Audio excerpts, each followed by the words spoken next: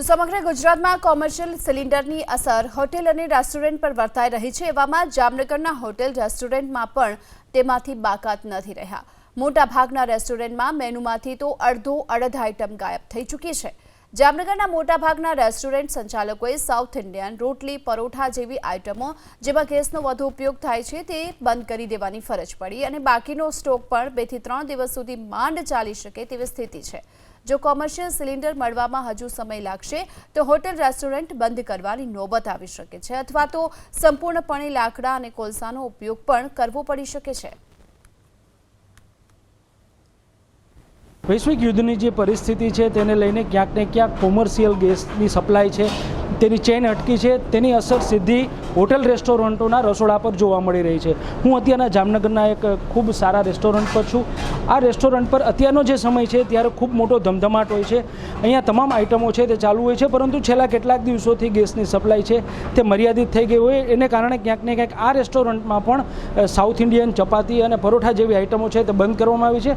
રેસ્ટોરન્ટના કિચનમાં સીમિત લોકો છે તે અત્યારના પોતાની કામગીરી કરી રહ્યા છે। એની બદલે જ્યારે સામાન્ય સ્થિતિ હતી ત્યારે આ સમય એવો હતો કે અહીંયા ધમધમાટ છે તે અલગ પ્રકારનો જોવા મળતો હોય છે। આપણી સાથે હોટલના મેનેજર પણ છે, તેમની સાથે આપણે વાત કરીશું। પરિસ્થિતિ કેવી છે અને કેટલા દિવસોથી આ પરિસ્થિતિ જોવા મળી રહી છે? સાહેબ, તમે જોઈ શકો છો કે એલપીજીની અછતના કારણે છેલ્લા 3-4 દિવસથી અમે પોતાનું ઢોસાભટ્ટી પરોઠા બાકીની આઈટમ બધી બંધ રાખેલી છે। જેથી કરીને બધાનો જો તમે જોઈ શકો છો કે બધો સ્ટાફ એમને બેઠેલો છે અત્યારે। આમ તમે રેગ્યુલર દિવસે આવો તો કોઈને ટાઈમ મળતો નથી। અત્યારે તમે જુઓ તો 70% અમારું કામ ઠપ છે, 70% બધું બંધ રાખેલું છે। એના હિસાબે સ્ટાફને પણ તકલીફ પડે છે, અમારા હોટલ લાઇનમાં પણ તકલીફ છે। તમે જોઈ શકો છો અત્યારે ટોટલી ભટ્ટી અમારી બંધ રાખેલી છે, કારણ કે સરકારને અમારી એવી વિનંતી છે કે આ એલપીજી ગેસની અછત તમે જલ્દથી જલ્દ પૂરી કરો તો અમારા જેવા ગરીબ માણસો નાના માણસનો ધંધો ચાલે અને મહેનત કરી શકીએ અમે। આગળ એવી અમારી દરખાસ્ત છે એમને।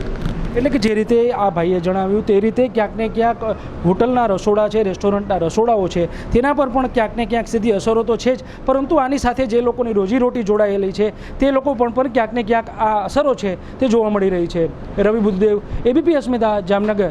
અને ગેસને હિસાબે અમારે થોડીક આઇટમ પણ કેન્સલ કરવી પડી છે કે જેમાં ગેસનો વપરાશ વધુ હોય, જેમ કે સાઉથ ઇન્ડિયન છે, પરોઠા છે, ચપાતી છે, કે જેનાથી અમને તેમજ અમારા કસ્ટમરને ખૂબ જ તકલીફ પડે છે। ન છૂટકે અમારે બંધ કરવું પડ્યું છે અને આવતા ભવિષ્યમાં અમારા પાસે અત્યારે જે બાટલાનો સ્ટોક છે એ જોતાં 2 કે 3 દિવસ અમે વધુમાં વધુ ખેંચી શકીએ એમ છીએ। જો 3 દિવસમાં પરિસ્થિતિ નોર્મલ ના થાય અથવા તો અમને બાટલા ના મળે ગેસનો તો અમારે ફરજિયાતપણે અમારું હોટલ રેસ્ટોરન્ટ છે તે બંધ કરવું પડે એવી હાલત સર્જાઈ છે, બંધ થવા ઉપર છે। જો અમને સરકાર કાંઈ ગેસની બોટલની વ્યવસ્થા તાત્કાલિક ધોરણે કરે તો અમને વાંધો નહીં આવે, પણ જો ન થઈ શકે તો અમારે ફરજિયાતપણે રેસ્ટોરન્ટ અમારું તેમજ બીજા બધા જે રેસ્ટોરન્ટ છે તે બંધ કરવાની ફરજ પડશે।